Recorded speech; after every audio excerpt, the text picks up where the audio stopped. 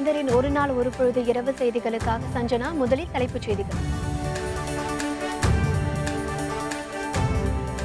அதிமுக கூட்டணியில் பாரதிய ஜனதாவுக்கு 5 தொகுதிகள் ஒதுக்கீடு, பாமகவுக்கு 7 தொகுதிகள் ஒதுக்குவது தொடர்பான ஒப்பந்தம்.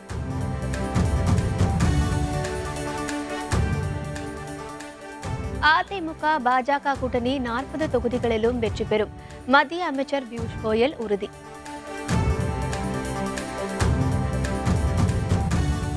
அதிமுக பாமக கூட்டணி மக்கள் நலனுக்கானது அல்ல, திமுக தலைவர் மு.க. ஸ்டாலின் விமர்சனம். விமானப்படை விமானங்கள் மோதல், சாகச ஒத்திகையின் போது நேரிட்ட விபத்தில் விமானி பலி. நாடாளுமன்ற தேர்தலில் அதிமுக கூட்டணியில் பாரதிய ஜனதாவுக்கு 5 தொகுதிகள் ஒதுக்கீடு செய்யப்பட்டுள்ளதாக துணை முதல்வர் ஓ பன்னீர்செல்வம் அறிவித்துள்ளார். அதிமுக கூட்டணியில் பாரதிய ஜனதாவுக்கு தொகுதிகள் ஒதுக்கீடு தொடர்பாக சென்னை அடையாறில் உள்ள நட்சத்திர ஓட்டலில் பேச்சுவார்த்தை நடைபெற்றது. இதில் முதல்வர் பழனிசாமி, துணை முதல்வர் ஓ பன்னீர்செல்வம், மத்திய அமைச்சர் பியூஷ் கோயல், தமிழக அமைச்சர்கள் உள்ளிட்டோர் பங்கேற்றனர். ஏறத்தாழ 2 மணி நேரம் நடந்த பேச்சுவார்த்தையின் முடிவில் துணை முதல்வர் ஓ பன்னீர்செல்வம் செய்தியாளர்களை சந்தித்தார். அப்போது பேசிய அவர், வரும் மக்களவைத் தேர்தலில் அதிமுக கூட்டணியில் பாரதிய ஜனதாவுக்கு 5 தொகுதிகள் ஒதுக்கீடு செய்யப்பட்டு ஒப்பந்தம் கையெழுத்தானதாக கூறினார். மேலும் 21 தொகுதிகளில் நடைபெறவுள்ள பேரவைத் தேர்தலில் அதிமுகவுக்கு பாரதிய ஜனதா ஆதரவு அளிக்கும் என பன்னீர்செல்வம் தெரிவித்தார். அனைத்து இந்திய அண்ணா திராவிட முன்னேற்ற கழகத்திற்கும் பாரதிய ஜனதா கட்சிக்கும் இடையே இன்று ஏற்பட்ட ஒப்பந்தப்படி அனைத்து இந்திய அண்ணா திராவிட முன்னேற்ற கழகத்தின் தலைமையிலான இக்கூட்டணியில் பாரதிய ஜனதா கட்சிக்கு 5 நாடாளுமன்ற தொகுதிகள் ஒதுக்கப்படும் என்று தீர்மானிக்கப்பட்டுள்ளது. 21 சட்டமன்ற தொகுதியில் போட்டியிடும் அனைத்து இந்திய அண்ணா திராவிட முன்னேற்ற கழக வேட்பாளர்களுக்கு பாரதிய ஜனதா கட்சி தனது முழு ஆதரவை அளிக்கும் என்று தீர்மானிக்கப்பட்டுள்ளது என்பதை மகிழ்ச்சியோடு தெரிவித்துக் கொள்கிறேன். இதனைத் தொடர்ந்து பேசிய மத்திய அமைச்சரும் தமிழக பாரதிய ஜனதா தேர்தல் பொறுப்பாளருமான பியூஷ் கோயல், தமிழகம், புதுச்சேரி உள்ளிட்ட 40 தொகுதிகளிலும் அதிமுக பாரதிய ஜனதா கூட்டணி வெற்றி பெறும் என கூறினார். I am extremely delighted AIADMK and the Bharatiya Janata Party and we have agreed to contest the parliament elections both in Tamil Nadu and Puducherry and the by-elections to 21 assembly seats together in alliance with each other and with our other friendly partners. முன்னதாக மக்களவை தேர்தலுக்கான அதிமுக பாமக உடனான கூட்டணி குறித்த ஒப்பந்தம் கையெழுத்தானது. சென்னை அடையாறில் உள்ள நட்சத்திர ஓட்டலில் நடைபெற்ற பேச்சுவார்த்தையில் முதலமைச்சர் பழனிசாமி, துணை முதலமைச்சர் ஓ பன்னீர்செல்வம், பாமக நிறுவனர் ராமதாஸ், மக்களவை உறுப்பினர் அன்புமணி ஆகியோர் பங்கேற்றனர். இதில் ஏற்பட்ட ஒப்பந்தத்தின்படி அதிமுக கூட்டணியில் பாமகவுக்கு 7 மக்களவை தொகுதிகளும் 1 மாநிலங்களவை தொகுதியும் ஒதுக்கப்பட்டுள்ளது. 21 தொகுதிகளில் நடைபெறவுள்ள இடைத்தேர்தலில் அதிமுகவுக்கு பாமக ஆதரவு அளிப்பது என்று ஒப்பந்தம் மேற்கொள்ளப்பட்டுள்ளது.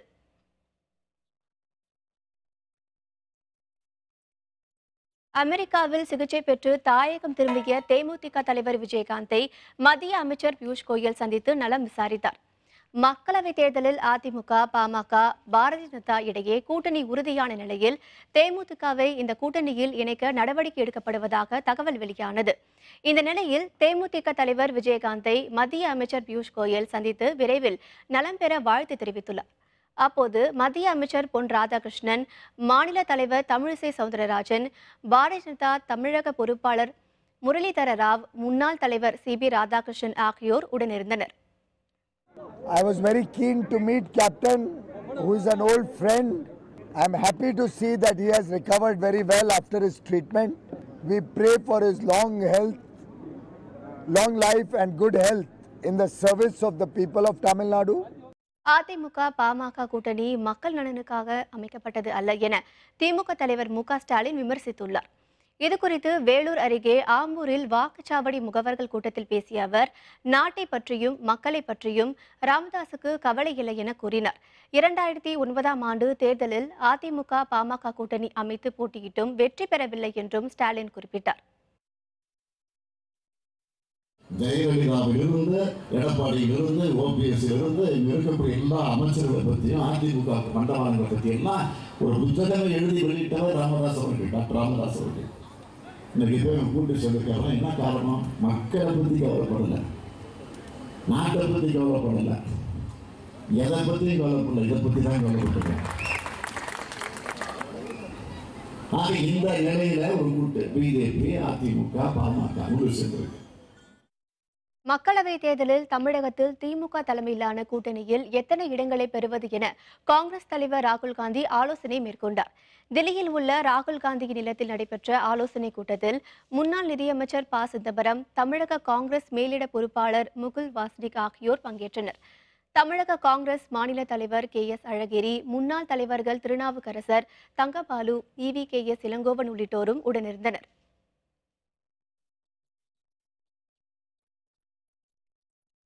முன்னதாக தில்லியில் செய்தியாளர்களிடம் பேசிய தமிழக காங்கிரஸ் தலைவர் KS அழகிரி, வரும் மக்களவை தேர்தலுக்கான திமுக காங்கிரஸ் கூட்டணி நாளை அதிகாரப்பூர்வமாக அறிவிக்கப்படும் என தெரிவித்தார்.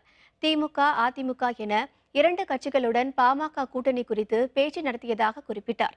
வரும் மக்களவை தேர்தலை பொறுத்தவரை பாமக வரலாற்று பிழை செய்துள்ளதாக கூறினார். சமூக அக்கறை கொண்ட பாமக திமுக தலைமையிலான கூட்டணியில் இடம்பெறாதது வருத்தம் அளிப்பதாகவும் அழகிரி குறிப்பிட்டார். பெங்களூருவில் இந்திய விமானப்படைக்கு சொந்தமான 2 விமானங்கள் நேருக்கு நேர் மோதி விபத்துக்குள்ளானதில் விமானி ஒருவர் உயிரிழந்தார். பெங்களூருவில் உள்ள எலஹங்கா விமானப்படை தளத்தில் பன்னாட்டு விமான தொழில் கண்காட்சி நாளை தொடங்கி வருகிற 24ஆம் தேதி வரை நடைபெறுகிறது. இந்த கண்காட்சியில் பல்வேறு வகையான விமானங்களின் தொழில்நுட்ப சாகசம் காட்சிப்படுத்தப்பட உள்ளது. இதற்கான ஒத்திகையில் விமானப்படை வீரர்கள் ஈடுபட்டனர்.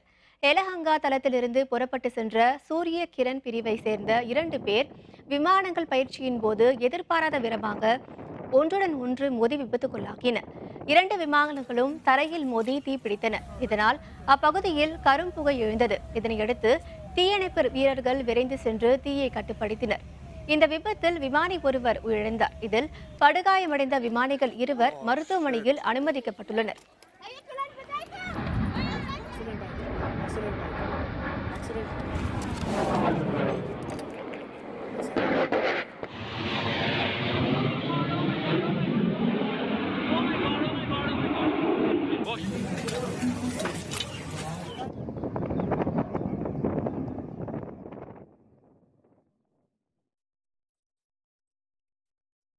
அரசியல் கட்சி தலைவர்களின் இன்றைய கருத்துக்களை காணலாம்.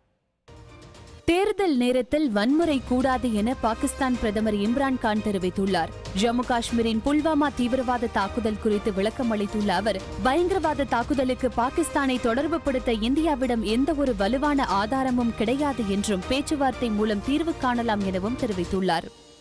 அமெரிக்கா பொருளாதார போரை தொடுத்திருப்பதாக ஈரான் அதிபர் ஹசன் ரவுஹானி குற்றம் சாட்டியுள்ளார். ராணுவம் நடத்தும் போரை காட்டிலும் பொருளாதார ரீதியான போர் மிகவும் கடினமானது என்றும் பல்வேறு தடைகளை மீறி கச்சா எண்ணெய் சுத்திகரிப்பு பணிகள் நிறைவடைந்துள்ளதாகவும் குறிப்பிட்டுள்ளார். காங்கிரஸ் செய்தி தொடர்பாளர் அபிஷேக் மனு சிங்வி புல்வாமா தாக்குதலுக்கு பிறகு காங்கிரஸ் மிகவும் பொறுப்புணர்வுடன் நடந்து கொண்டதாக கூறியுள்ளார். 2014 தேர்தலுக்கு முன்பு மோடி கடுமையான கருத்துக்களை வெளியிட்டு வந்ததை சுட்டிக்காட்டிய அவர், சிறிய நிகழ்வுகளுக்கு கூட அப்போதைய பிரதமர் மன்மோகன் சிங் பதவி விலக வேண்டும் என்று வலியுறுத்தியதையும் குறிப்பிட்டுள்ளார். நாடாளுமன்ற தேர்தல் நடக்கும் நேரத்தில் காஷ்மீரில் தாக்குதல் நடந்திருப்பது சந்தேகத்தை ஏற்படுத்துவதாக மேற்குவங்க முதல்வர் மம்தா பானர்ஜி தெரிவித்துள்ளார். பாகிஸ்தான் பயங்கரவாதிகள் தாக்குதல் நடத்தக்கூடும் என்று உளவுத்துறை ஏற்கனவே எச்சரிக்கை விடுத்திருந்தும் அதை முறையாக தடுக்காமல் இருந்துள்ளனர் என்றும், ஏன் முன்னெச்சரிக்கை நடவடிக்கைகளை எடுக்கவில்லை எனவும் கேள்வி எழுப்பியுள்ளார். காங்கிரஸ் திமுக கூட்டணியே வெற்றி பெறும், திருநாவுக்கரசர் நம்பிக்கை. விவரம் விளம்பர இடைவேளைக்கு பிறகு.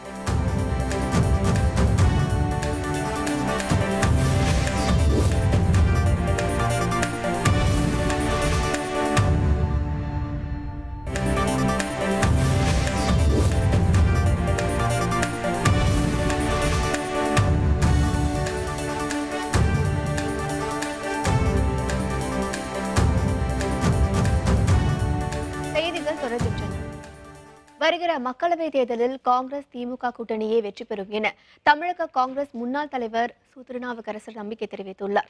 டெல்லியில் செய்தியாளர்களிடம் பேசிய அவர், தமிழக அரசியல் சூழல் குறித்து தாங்கள் காங்கிரஸ் தலைவர் ராகுல் காந்தியை சந்தித்து விளக்கமளித்ததாக கூறினார். இது தேர்தல் நேரம், நாடாளுமன்ற தேர்தல் வருகிற நேரம். எனவே தமிழ்நாடுல நடக்க போற நாடாளுமன்ற தேர்தல் சம்பந்தமான பேச்சுவார்த்தை நடந்தது. எங்களுடைய காங்கிரஸ் திமுக கூட்டணி எல்லா இடங்களிலேயும் வரப்போகிற நாடாளுமன்ற தேர்தலில் புதுச்சேரி உட்பட 40 இடங்களிலேயும் நாங்கள் வெற்றி பெறுவோம். அதிமுக கூட்டணி தமிழகம் மற்றும் புதுவையில் 40 தொகுதிகளிலும் படுதோல்வி அடையும் என அம்மா மக்கள் முன்னேற்றக் கழக துணை பொதுச் செயலாளர் டிடிவி தினகரன் தெரிவித்துள்ளார். சேலத்தில் செய்தியாளர்களை சந்தித்த அவர், ஜெயலலிதாவை கடுமையாக விமர்சனம் செய்த பாமகவுடன் அதிமுக கூட்டணி வைத்திருப்பது மிகவும் வேதனையானது என குறிப்பிட்டார். சமூக வலைதளங்களில் கூட்டணிக்கு எதிரான கருத்துக்களை மக்கள் தெரிவித்து வருவதாகவும் அவர் கூறினார். அம்மாவின் ஆட்சின்னு மூச்சுக்கு 300 தடவை சொல்லி மக்களை ஏமாத்துறவங்க அம்மாவுக்கு இடைவிடம் கட்டக்கூடாதுன்னு அதுக்கு பெரிய அறிக்கையை கொடுத்து அவங்க ஒரு குற்றவாளி, இன்றைக்கு உயிரோடு இருந்தால் அம்மா ஜெயிலில் இருப்பாங்கன்னு சொன்ன ஒரு கட்சியோட கூட்டணி போற அளவுக்கு இவங்களுடைய நிலைமை இருக்குன்னா இந்த கூட்டணி 40 தொகுதியிலும் படுதோல்வி அடையும். புதுக்கோட்டை மாவட்டம் மங்களாபுரத்தில் நடந்த ஜல்லிக்கட்டு விளையாட்டின் போது வாடி வாசலில் இருந்து பாய்ந்து வந்த காளையின் கால் முறிந்ததால் பரபரப்பு ஏற்பட்டது. மங்களாபுரத்தில் கோவில் திருவிழாவை முன்னிட்டு நடைபெற்ற ஜல்லிக்கட்டு போட்டியில் 600 காளைகளும் 240 மாடுபிடி வீரர்களும் கலந்து கொண்டனர். போட்டியின் போது புதுக்கோட்டையை சேர்ந்த பாபு என்பவது காளை வாடி வாசலில் இருந்து பாய்ந்த போது அதன் பின்னாங்காலில் அடிபட்டு முறிந்தது. இதனால் வலி தாங்காமல் துடித்த காளையை பார்த்து ரசிகர்கள் அதிர்ச்சி அடைந்தனர். இதனையடுத்து தயாராக இருந்த கால்நடை மருத்துவ குழுவினர் காளைக்கு சிகிச்சை அளித்தனர்.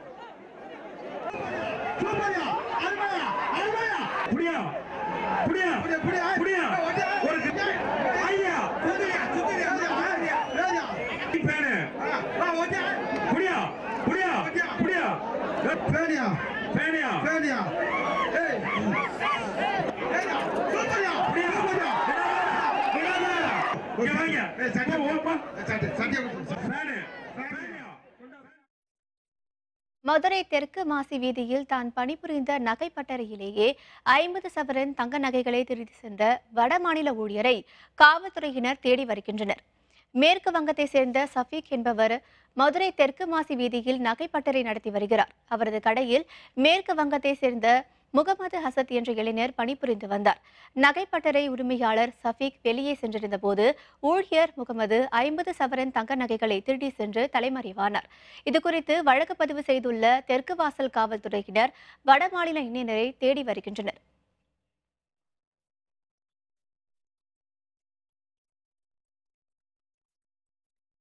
இந்தியாவிலேயே முதன்முறையாக அதிநவீன முறையில் மாதிரி கருவக இடமாற்று அறுவை சிகிச்சையின் மூலம் பெண்ணுக்கு குழந்தை பிறக்க வைத்து ஜிஜி மருத்துவமனை புதிய சாதனை புரிந்துள்ளது. திருமணமாகி 3 ஆண்டுகளே ஆன பெண் ஒருவருக்கு ஆரம்ப நிலை புற்றுநோய் பாதிப்பு இருந்துள்ளது. இதனால் அப்பெண்ணின் கர்ப்பப்பை மற்றும் ஒரு கருவகம் நீக்கப்பட்டது. இதனையடுத்து சென்னை ஜிஜி மருத்துவமனையில் சிகிச்சை மேற்கொண்ட அப்பெண்ணிற்கு கடந்த 16ஆம் தேதி குழந்தை பிறந்துள்ளது. அதிநவீன முறையில் பெண்ணின் கருவகத்தை இடமாற்று அறுவை சிகிச்சை செய்து வாடகை தாய் மூலம் குழந்தையை பெற்றெடுத்து மருத்துவர்கள் சாதனை புரிந்துள்ளனர். ஏன் இளம் வயதில் புற்றுநோய் வருதுன்னா இவங்க பாலிசிஸ்டிக் ஓவேரியன் சிண்ட்ரோம்ங்கிற கண்டிஷன் இருக்குது, ஹார்மோன் இம்பேலன்ஸ். இந்த மாதிரி கேர்ள்ஸுக்கு இர்ரெகுலர் மென்சஸ் ரொம்ப அதிகமான ஈஸ்ட்ரஜன் சத்து உடம்புல இருக்கிறதுனால அதை சரியாக நம்ம ட்ரீட் பண்ணலன்னா சில பேருக்கு கர்ப்பப்பை புற்றுநோய் வரதுக்கு சான்சஸ் இருக்கு. இனி செய்திகளின் தொகுப்பை காணலாம். காஷ்மீர் தாக்குதலில் உயிரிழந்த ராணுவ வீரர்களுக்கு அஞ்சலி செலுத்தும் விதமாக சேலம் கிழக்கு மாவட்ட இந்திய ஜனநாயக கட்சி சார்பில் மௌன ஊர்வலம் நடைபெற்றது.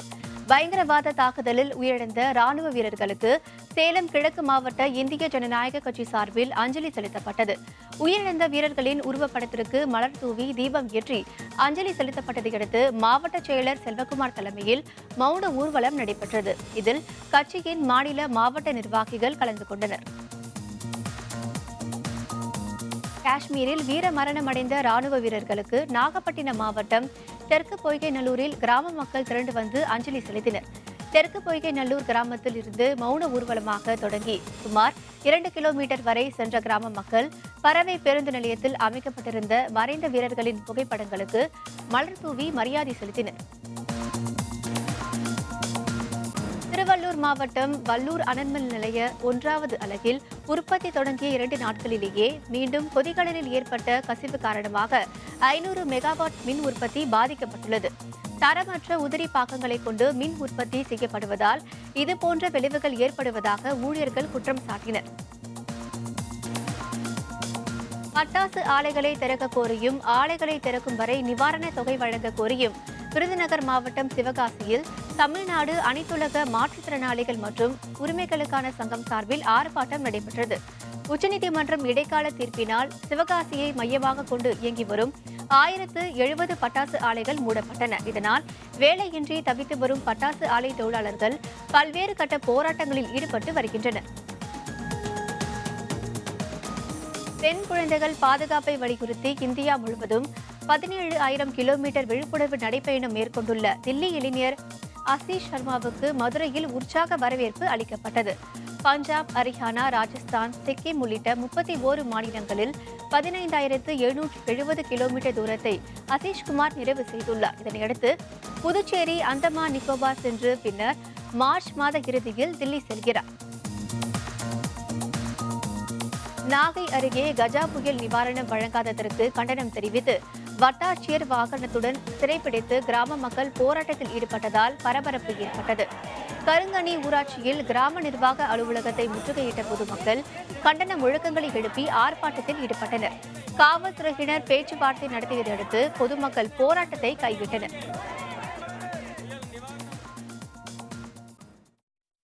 அரசியல் களத்தில் உலாவரும் நிஜ தகவல்கள் நிழல் வடிவில் உங்களுக்காக. இலை கட்சியுடன் வட மாநிலத்தில் செல்வாக்காக உள்ள கட்சி கூட்டணி உறுதியானதும் சூரிய கட்சி தலைவர் கொந்தளித்து விட்டாராம். மேலும் டெல்லியில் கதர் கட்சி மற்றும் சூரிய கட்சியுடனான பேச்சுவார்த்தையில் கூட்டணி உறுதியான நிலையில் இலை கட்சியுடன் சேர்ந்ததற்கு காரணம் உள்ளதாம். சூரிய கட்சி தொகுதிக்கு அளிக்கும் வைட்டமினை விட இலை கட்சி வைட்டமின் அதிகம் அளிக்கவும் சீட்டும் அதிகம் கொடுத்து டெல்லி வாலாக்கள் துணையுடன் கூட்டணியை இறுதி செய்துள்ளதாம் இலை கட்சி. கிளி கூண்டை விட்டு பறந்ததால் விரக்தியில் உள்ளதாம் சூரிய தலைமை. தமிழ் திரையுலகில் ஜோடியாக நடித்ததுடன் நிஜத்திலும் காதலித்து திருமணம் புரிந்தவர்கள் சூர்யா ஜோதிகா ஜோடியினர். இந்த நிலையில் இருவரும் இணைந்து நடித்த வெற்றி படமான காக்க காக்க படத்தின் 2ஆம் பாகத்தில் மீண்டும் இணைய உள்ளார்களாம். இந்த படத்தின் முதல் பாகத்தை தயாரித்த தானுவானவரே 2ஆம் பாகத்தை தயாரிக்க வாசுவான மேனன் இயக்குனரும் படத்தின் கதை உருவாக்கும் பணியில் ஈடுபட்டுள்ளாராம். 12வது சீசன் IPL போட்டி அட்டவணை மார்ச் 23 சென்னையில் முதல் போட்டி. விவரம் விளம்பர இடைவேளைக்கு பிறகு.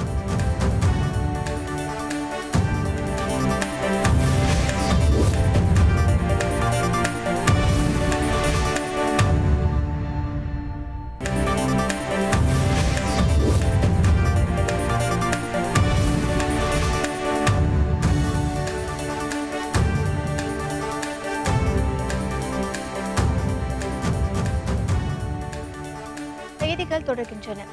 12வது சீசன் IPL போட்டிகளுக்கான முதல் கட்ட அட்டவணை இன்று வெளியிடப்பட்டது. முதல் ஆட்டத்தில் சென்னை, பெங்களூரு அணிகள் பலப்பரீட்சை நடத்துகின்றன.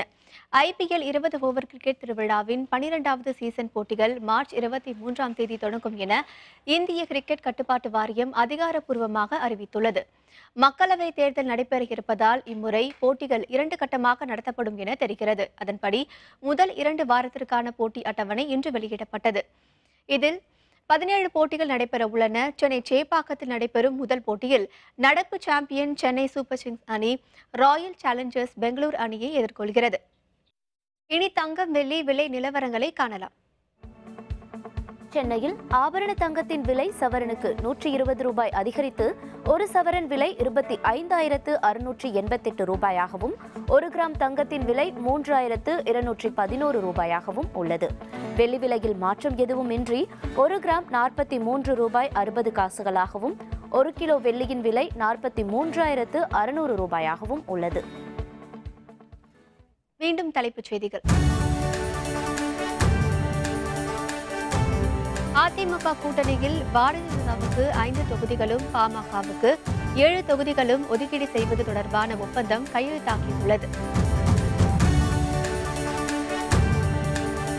அதிமுக பாஜக கூட்டணி 40 தொகுதிகளிலும் வெற்றி பெறும் என மத்திய அமைச்சர் பியூஷ் கோயல் உறுதிபட தெரிவித்துள்ளார். அதிமுக பாமக கூட்டணி மக்கள் நலனுக்கானது அல்ல என திமுக தலைவர் மு.க. ஸ்டாலின் விமர்சித்துள்ளார். சாகச ஒத்திகையின் போது 2 விமானப்படை விமானங்கள் மோதிய விபத்தில் விமானி ஒருவர் உயிரிழந்தார். இத்துடன் வேந்தரின் ஒரு நாள் ஒரு பொழுது இரவு செய்திகள் நிறைவடைந்தன. வேந்தர் டிவி செயலியை பதிவிறக்கம் செய்து முக்கிய செய்திகளை நேயர்கள் காணலாம். மீண்டும் இரவு 8:30 மணிக்கு வேர்ல்ட் ரவுண்ட் அப் செய்திகள் சந்திப்போம். வணக்கம்.